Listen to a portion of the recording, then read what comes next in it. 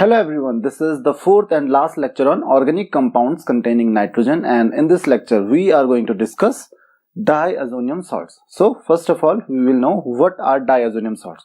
So if you talk about the general formula of diazonium salts, it is like this: Ar, N2 and X. So this is the general formula of diazonium salts, where Ar represents an aryl group, then N2 that is for nitrogen, and X represents an anion like chloride, bromide, or HSO4 or BF4.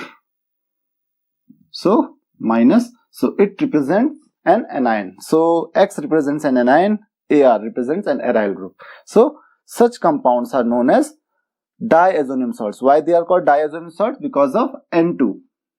Azo represents nitrogen, and di because there are two nitrogen atoms in it, therefore it is called diazonium salt. So आपको ये चीज ध्यान रखनी है, diazonium salt इसको केवल nitrogen की ही वजह से बोला जाता है क्योंकि यहाँ पे N2 होता है. डाई मतलब टू, एजो नाइट्रोजन, तो इसीलिए इसको क्या कहा जाता है, डायजोनियम सॉल्ट. तो अब हम कुछ एग्जांपल्स देख लेते हैं. जैसे आपके पास बेंजीन रिंग आपको बोला गया था दैट इज N2, तो N2 कुछ इस तरीके से होता है, N ट्रिपल बॉन्ड N, यहाँ पे पॉजिटिव चार्ज, यहाँ पे नेगेटिव चार्ज.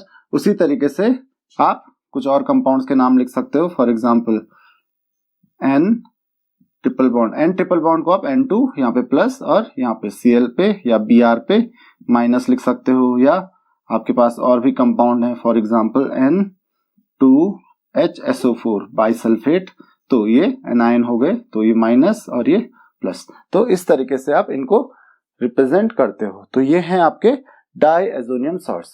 नेक्स्ट आपके पास आता है नॉमेनक्लेचर. तो इनका नॉमेनक्लेचर जो है वो काफी सिंपल है आपके लिए. तो आपको दिख रहा है यहाँ पे एक बेंजीन रिंग है, बेंजीन रिंग की जगह में कोई और रिंग होगी, टॉलिन वगैरह, तो आप उसका नाम रखोगे.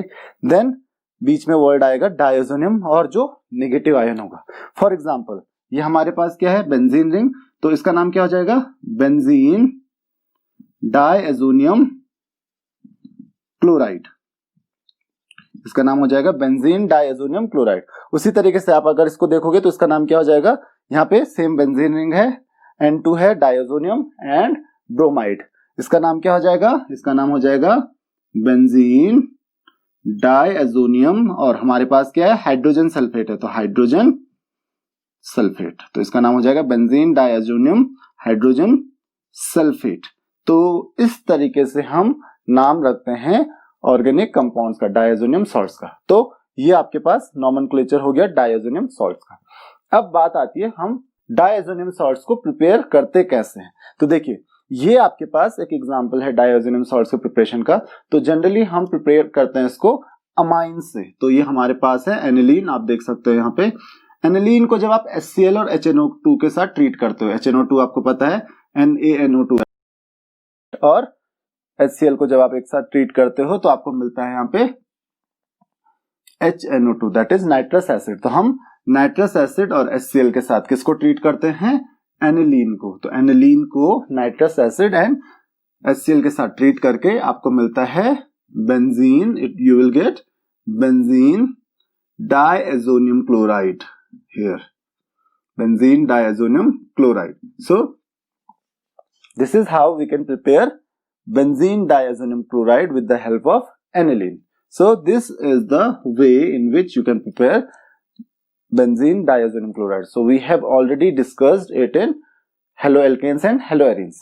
So next topic is physical properties of diazonium salts. So most of the diazonium salts, they are generally crystalline solids and they are highly reactive. So they are quite unstable when they are in dry state. Then they react violently. They are highly soluble in water. So they have quite high solubility in water. Now they are colorless, but when they come to the atmosphere, in the exposure of atmosphere, they turn brown due to the atmospheric oxidation. So these are some physical properties of diazonium salts. The next is its chemical properties. So the chemical properties of diazonium salts. So generally first we will see how the diazonium salts react, because diazonium salts are highly reactive. So they react with number of compounds. So you can see here the first is replacement by hydrogen. How hydrogen atom can replace the N2X group. So N2X group can be replaced by hydrogen. How? First of all, benzene diazonium chloride. This is your benzene diazonium chloride. If you react benzene diazonium chloride with dilute H3PO2, that is hypophosphorus acid, so you will get benzene. You will get benzene because this N2Cl group is replaced by hydrogen. So you will get benzene here, and the catalyst that is used here is Cu plus ion, not Cu2 plus, it is Cu plus ion, that is cuprous ion. So cuprous ion acts as a catalyst here, then H3PO3, that is phosphorus acid, and then nitrogen gas along with HCl. So this is how you can prepare benzene from diazonium salt. The next is replacement by OH group, that is hydroxyl group. Obviously in this way you can prepare phenol. So you can see how you can prepare phenol here. Now this is your benzene diazonium chloride, again benzene diazonium chloride, and reaction of benzene diazonium chloride on treating benzene diazonium chloride with water and boiling with sulfuric acid. So on boiling it with sulfuric acid you will get phenol. So it is replaced by OH group, then H will be attached to Cl, so it will form HCl and N2 will be separated. तो आप यहाँ पे देख सकते हो इन reactions में nitrogen separate हो जा रही है, Cl जनरली H के साथ कंबाइन हो जा रहा है।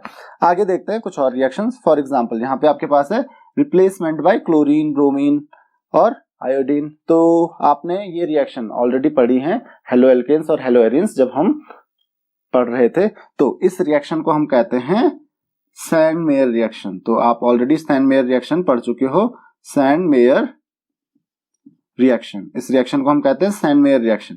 तो सैंड-मेयर रिएक्शन में क्या होता है, benzene diazonium chloride is treated with CuCl2 and HCl to obtain chlorobenzene. If you want to obtain chlorobenzene तो आपको किसके साथ ट्रीट करना पड़ेगा इसको, CuCl2 और HCl के साथ। तो यहाँ पे क्या होगा, N2 सेपरेट हो जाएगा एंड Cl आ जाएगा, तो यू विल गेट क्लोरोबेंजीन।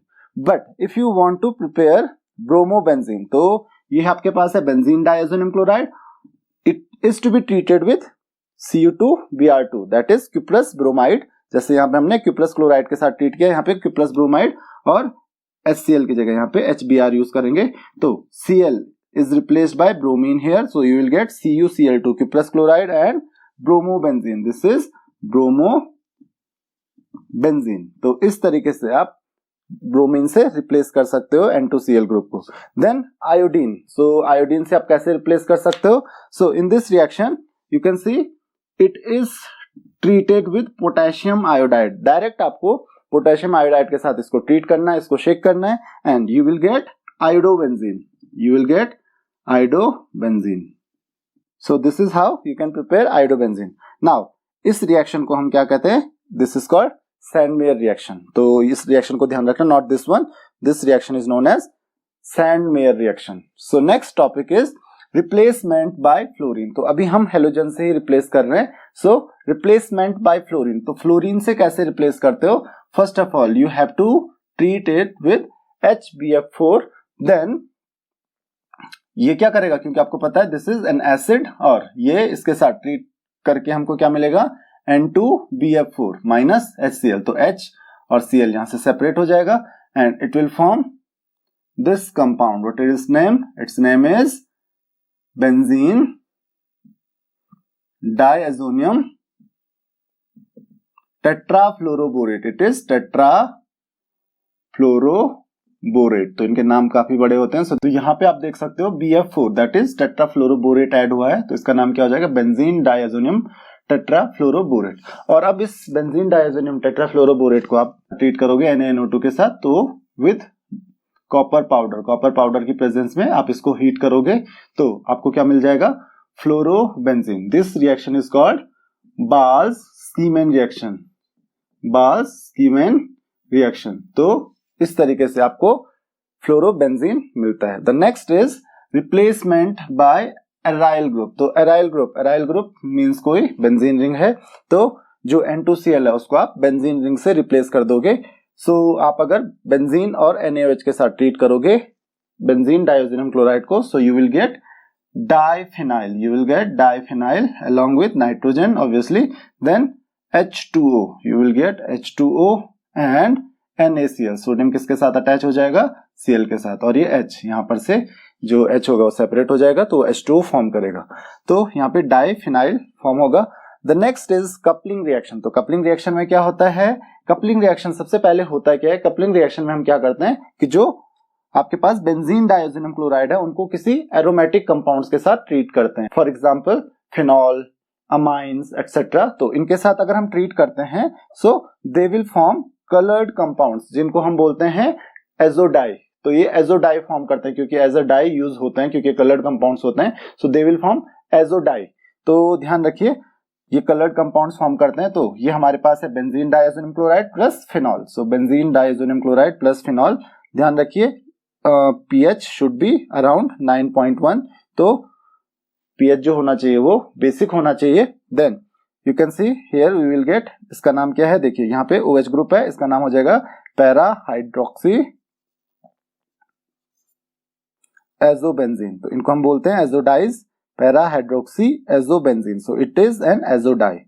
उसी तरीके से आपको एनिलीन के साथ ट्रीट करना है इसको। सो एनिलीन के साथ दैट इज आप यहाँ पे देख सकते हो, यहाँ पे अमाइन ग्रुप है, पैरा ग्रुप पैरा पोजीशन पे, so you will gate para amino azo benzene. तो यहाँ पे ध्यान रखिए यहाँ पे जो pH है that should be acidic, that is around 4.7, तो एसिडिक होना चाहिए। तो आप यहाँ पे para amino benzene easily prepare कर सकते हो। तो ये भी क्या है, एक एजोडाई है, तो यहाँ पे एजोडाइज फॉर्म होते हैं। सो ये केमिकल प्रॉपर्टीज थी डाइएजोनियम सॉल्ट्स की। Now you can see the importance of diazonium salts. So what is the importance of diazonium salts? As you know, diazonium salts are highly reactive compounds and because of this they can form many compounds very easily. तो बहुत सारे compounds से बहुत easily form कर सकते हैं। For example, they can form haloarenes very easily, so they can use to prepare haloarenes. Then they can also use to prepare the cyanobenzene, or they can use to prepare diphenyl, they can use to prepare many more compounds like benzene. Then in coupling reaction, because in coupling reaction they prepare azodyes, so they are also used in industries to form azodyes.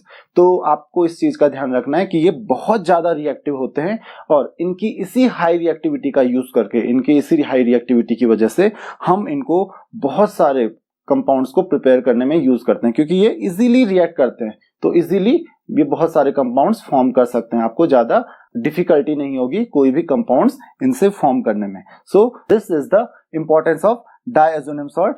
सबसे importance ज्यादा इसकी यही है कि इसकी help से हम बहुत सारे कंपाउंड्स को बहुत इजीली प्रिपेयर कर सकते हैं, क्योंकि ये बहुत ज्यादा रिएक्टिव होता है। So I hope you have understood the diazonium salts clearly. If you have any queries, you can ask your questions in comment. With this lecture and this chapter ends. Thank you very much.